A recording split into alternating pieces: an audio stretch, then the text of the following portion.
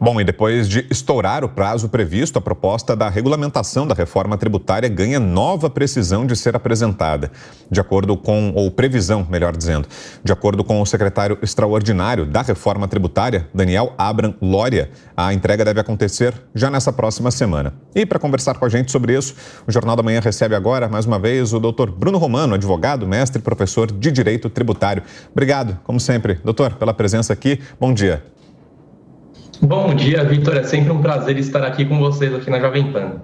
Ô, doutor, e esse é um momento muito aguardado, né, o da regulamentação da reforma tributária. Eu me lembro que quando ela foi aprovada no Congresso, muitos analistas e críticos da proposta disseram que a reforma, do jeito que ela passou, ela seria um cheque em branco nas mãos do governo e que a gente só saberia os resultados, os impactos disso agora, nesse momento, quando ela fosse regulamentada. O senhor concorda com essa análise? De fato, é um cheque em branco nas mãos do governo e tem o risco de que agora, com a regulamentação, a carga tributária aumente significativamente? Concordo sim, Vitor, com essa afirmação. Se formos analisar, essa reforma tributária ela foi muito ampla, ela foi muito aberta. Se a gente for perceber, nós temos o imposto sobre bens e serviços. Bens e serviços é um termo muito, muito amplo. Precisa de uma regulamentação para saber sobre o que vai incidir, tamanha a sua amplitude. O mesmo vale para a CBS, a contribuição sobre bens e serviços, incidindo inclusive sobre direitos, então há uma amplitude muito grande.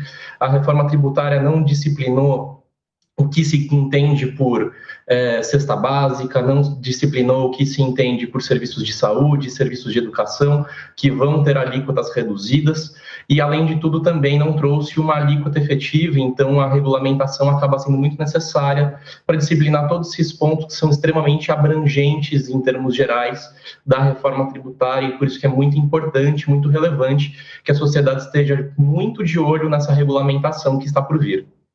Agora, doutor, ontem, num evento aqui na capital paulista, o ministro do STF, Gilmar Mendes, chegou a defender o sistema que está sendo implantado com essa reforma. Ele chegou a dizer que, olhando, claro, para o lado em que ele atua no judiciário, que há uma expectativa de que essa reforma reduza a quantidade de conflitos em relação a impostos e contribuições sobre o consumo e sobre aquelas críticas em relação ao federalismo ser prejudicado por causa das medidas que estão em discussão. Ele disse que não haverá nenhum prejuízo aos entes, aos estados, aos municípios. Concorda com ele, doutor? Liv, inicialmente, bom dia a você também, é um prazer conversar com você.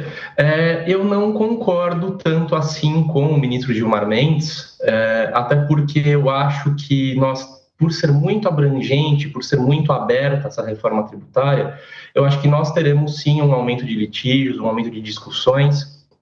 O que vier nas leis complementares pode desagradar alguns setores, esses setores vão ter toda a condição do mundo de judicializar a questão, justamente por conta da reforma tributária em âmbito constitucional ter sido muito ampla, muito abrangente, então há essa possibilidade de aumento de litígios para muitos setores, e eu também não concordo com a fala do ministro Gilmar Mendes com relação a esse impacto no federalismo, até porque, se formos analisar, estados e municípios estão perdendo, sim, autonomia, eles vão depender de repasses, vão depender muito da atuação do comitê gestor, e, inclusive, vale lembrar que o próprio ministro Gilmar Mendes tem um livro escrito em conjunto com o Paulo Gonet, que é o nosso PGR, e ambos comentam que a redução do federalismo é algo inconstitucional. Então, eu vejo essa frase do ministro Gilmar Mendes até como algo que vai em sentido contrário ao que está disposto no próprio livro dele,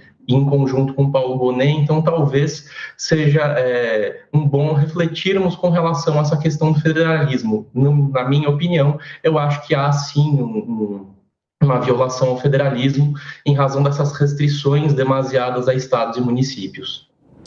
Doutor Bruno, quem também está com a gente aqui na bancada e vai lhe fazer a próxima pergunta é o Cristiano Vilela. Bruno, bom dia, satisfação falar com você novamente aqui na Jovem Pan. Bruno, com relação ao IVA, existe alguma expectativa de qual será o patamar? É possível que, ao longo dessa discussão da regulamentação da reforma tributária, a gente tenha um patamar no IVA que o torne o maior do mundo, que o torne até inviável dentro daquilo que se almeja de uma forma geral, de um imposto que vai simplificar e unificar a carga tributária?